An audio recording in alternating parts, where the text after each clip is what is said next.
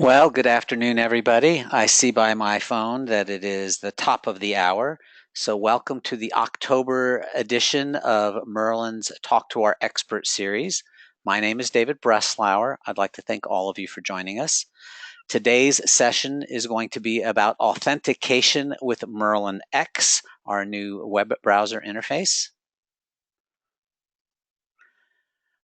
Here, as always, are some guidelines to our webinar. We're going to try and keep this short and sweet. I am recording the session this time. I missed it last time. I'm going to do my short presentation. You should ask your questions in the webinar chat window. I will do my best to monitor them, and we'll stop periodically to see if there's some questions. And again, we're going to keep this to about 30 minutes, and it's going to be a fairly high-level discussion. We're not going to get too much into the nitty-gritty of authentication, but I just thought it important that people understand all of the different ways that you can have permission to log in to a Merlin system. So there are basically three different ways that you can authenticate with Merlin. And the way that most of you are probably familiar with is local authentication. We're going to talk about that. You can also log in using your Active Directory if you've got that implemented. And the newest way to access Merlin is by using SAML. This is the security assertion markup language. Nobody calls it that. They all call it SAML. And we're going to talk about that a little bit as well because it's kind of cool and is quite powerful. So we're going to talk first about local authentication, and this is using the password table that is built into Merlin. So we're going to talk about all three authentication methods, and then we're going to go back and look at just a few screenshots to remind you of what I'm talking about. But basically, the password table allows you to add your users directly in Merlin and manage them directly in Merlin. So in order to do that, you need to do a couple of things. One, you need to have created groups in Merlin, and then you can go in and add users to Merlin and make them a member of one or more Merlin groups. In order to do this, you need to have admin permission in the Merlin web client. So if you have admin permission, you're allowed to go in and create these groups that give people permission and then add your users and make them a member of a group. So your local Merlin administrator is responsible for this configuration. However, of course, our customer service department can help you add users using this method. There's no extra software required. There's no fancy configuration required. It's a simple matter of creating groups and adding users, and we'll show you pictures of that in a minute. The other way to authenticate in Merlin is by way of Active Directory. And this is something that's been around for quite some time, and it's quite familiar to people that have an on-premise Merlin rather than a hosted or software as a service Merlin. And just like before, the groups need to be created in Merlin, and so we're going to talk about that. The users are not managed in Merlin. They are managed in the local Active Directory. So instead of the Merlin manager being responsible for adding users to the system, it now is the responsibility of your IT people or the folks that manage your local Active Directory to create accounts for Merlin. Okay, and so in order for this to be successful, your group that is created in Merlin must also be created in Active Directory. So the groups need to be set up in both places, and then the users are created in Active Directory, and then they are assigned a Merlin group, and that allows them access. One of the big caveats for this, and something that makes it different for Merlin hosted customers, is in order to do this, a Merlin on-site workflow link or OWL server is required for hosted sites. If your Merlin is on-premise, it's not required. But if your Merlin is in our hosted facility, you must have a Merlin OWL server on premise, and this can be either a physical server that we can provide, or it can be a virtualized server that your IT departments can configure, and we would install our Merlin OWL software on it. So this little server becomes responsible for communicating between your Merlin server and your Active Directory system. So when someone tries to log into Merlin, the server goes out and checks with your Active Directory to see, one, are they a legitimate user, and two, which Merlin groups do they belong to, so that when they log in, they get the permissions that they're entitled to. So that's a little bit about Active Directory. Okay, if you want to talk a little bit more about Active Directory in more detail, let me know, and I can get you in contact with the right folks in our customer service department. Okay, let's talk about the newest method of authenticating with Merlin, SAML. And it's the most flexible in my opinion, and it's also probably the most secure. The OWL servers are not required. Okay, so you don't need that. So there's no extra Merlin software required. It allows for web browsing or access to Merlin from a web browser with a single sign-on. And so once you have signed on into your SAML system, regardless of whether it is from any web browser, I should say, when you log in to your SAML system using a web browser, you are now logged into Merlin. So when you go to Merlin, it will bypass the traditional Merlin login screen that many of you are familiar with and will take you straight away into Merlin.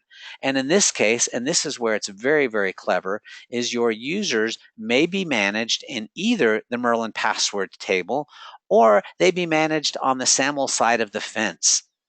Okay, and I'll talk about that in a little bit more detail in just a second.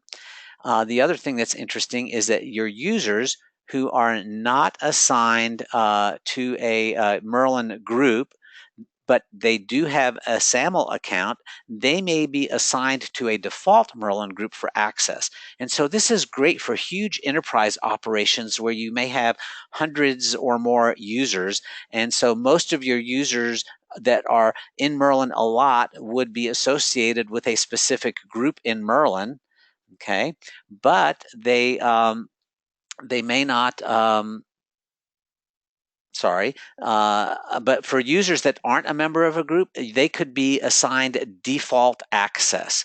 Okay, I see Jan has asked me a question, and so give me a moment to get to the questions, because if I click on them now, it'll make my screen lose the slide. So I'll circle back to the questions in a minute. So let me show you a few screenshots, okay? So if you're a Merlin admin, you may recognize this screen. This is where you configure your groups. And so in this particular case, I've got a group called Merlin Lib or Merlin Lib, depending upon how you want to pronounce it, okay? And these are the current entitlements or permissions that are associated with this particular group on this particular Merlin server. Your server may be set up differently, and you may not even use the group Merlin Lib. You may have other groups that you take advantage of, but this is where you create new groups, and this is where you associate permissions with groups. So it's pretty straightforward. So you create a group, and then you can add the entitlements by clicking the little plus button. So that's pretty straightforward. There's some other things that you can do that are associated with the group, and I'm not going to get into too much detail on that right now, but this is where you create your groups, and that's the first step that you must do regardless of the authentication method you are using. So you should think about your groups. Everybody needs to belong to one or more groups, and it's your groups that give you permission to see certain types of content or what tools you have available to you, so that you can see that as a Merlin Lib, I have the ability to access the approval process, or have permission to change my display theme, or I have permission to change my password if it's a local password. I have permission to access versioning. I have permission to create safe searches, and so on and so on. So that's a little bit about creating a group. Once you've created a group, you will want to add your users. And again, I'm talking about local authentication right now. So this is managing your users inside of Merlin. And so you can see here, I'm in the process of creating a new user called new users, and I've added their email address and I've added their password. And in this case, and this is a new feature, I've actually assigned an expiration date so that this new user I've created, their access to Merlin will expire on the 27th of this month. Okay, you can also see that I've assigned this user to two different groups, one called Merlin Photo and one called Sales Team. Okay, so that's just a little bit about creating a local user account. So I can create a new user account and I can create as many users as I like. For new customers, if you've got a long list of users you would like to import into Merlin, we suggest that you send us them in a spreadsheet and we can add them on the server side. Our customer service department is able to do that. So that's a really nice thing. Just send us your users, send us their email addresses, and send us a default password, and we will add them in the background. Okay, so that's a little bit about users, local users, and creating groups in Merlin. Okay, so now let's talk a little about, no, I don't want to talk about SAML yet. I want to continue to talk about Active Directory. So that was the second method we talked about.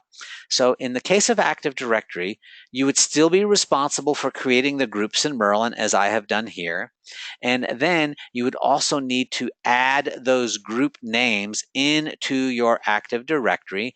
And then you would be able to add your users or add the groups to your users in Active Directory. And that's how a lot of large enterprise customers access Merlin.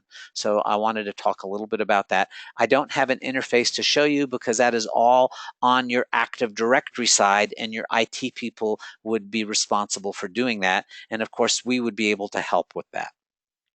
I want to talk a little bit about SAML, but again, it's going to be from a very high level, and but because I don't use SAML, but I want to talk about when you go, if you're a SAML configured site and you try to log into your Merlin system, it totally bypasses your Merlin login screen. And if you're not already logged into your system, it will take you to your SAML login.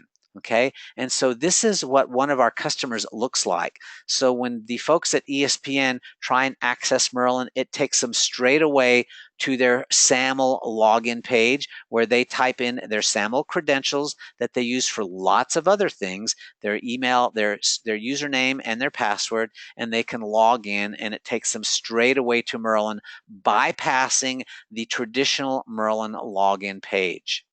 Okay, same thing. This is another one of our customers.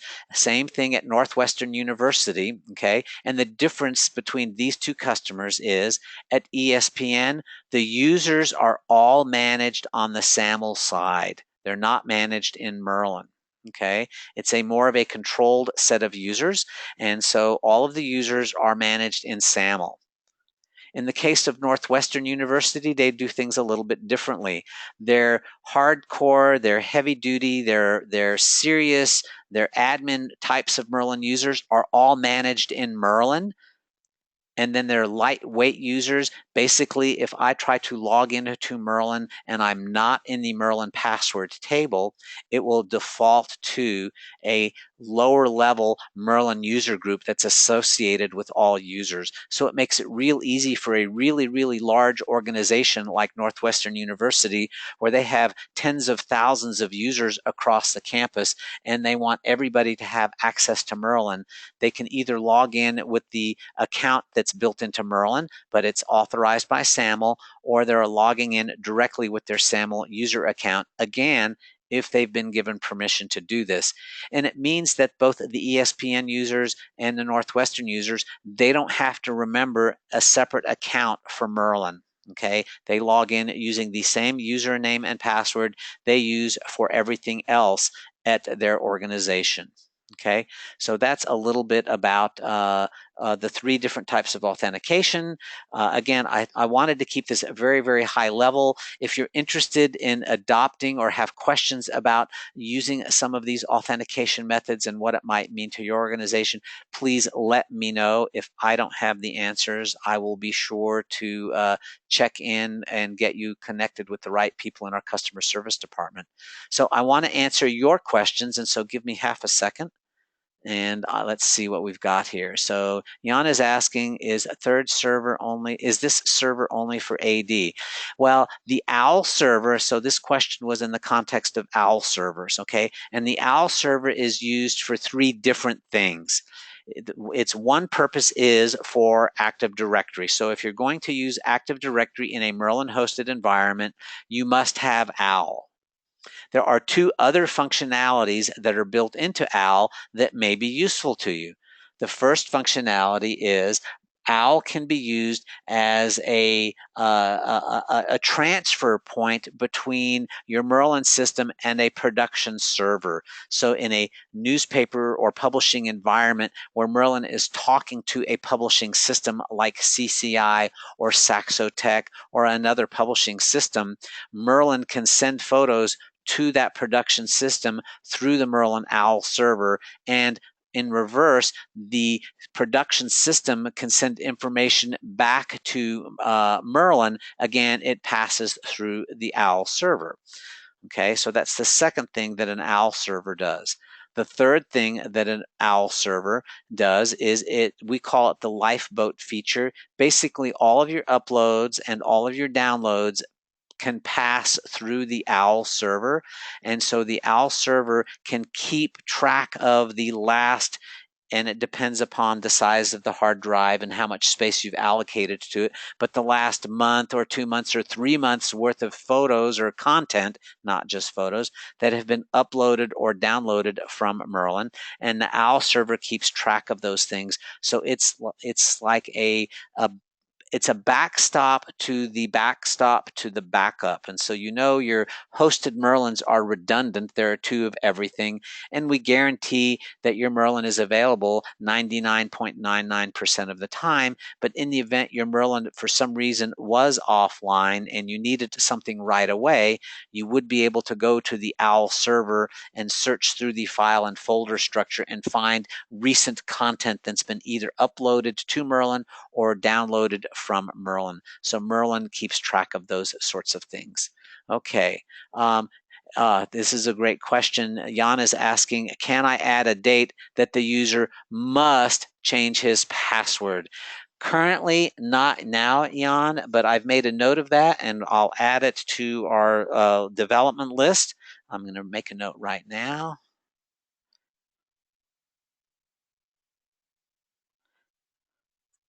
And of course, the requirement to force a user to change their password, that would apply only to local users, okay? Because this password management in SAML or password management is in password management in Active Directory is all managed on the SAML or Active Directory side. So if you're using Active Directory to log into Merlin or you're using SAML to log into Merlin, the rules associated with those two authentication methods are in force, and they will force you to change your password at whatever interval has been set up on that system. But for now, if you're using local authentication, that is the password table in Merlin, and strictly using that method, currently we will not force a user to change their password. But I have made a note of that, and that's something that we'll pass along to our developers and see if we can add that. I can tell you we are working on some things related to authentication and security. So let's see if there are any other questions for me. So I don't see any other questions for me at this time. So if you have any questions, I'm going to give you a moment or two to think about it. And while you're thinking about it, I'm going to go ahead and put this slide up. So next month, November 16th, we will meet. We may use a slightly different meeting service, so keep on the lookout for that. so it might not be GoToWebinar. We may be doing something different, but that'll be in the email invitation that you receive.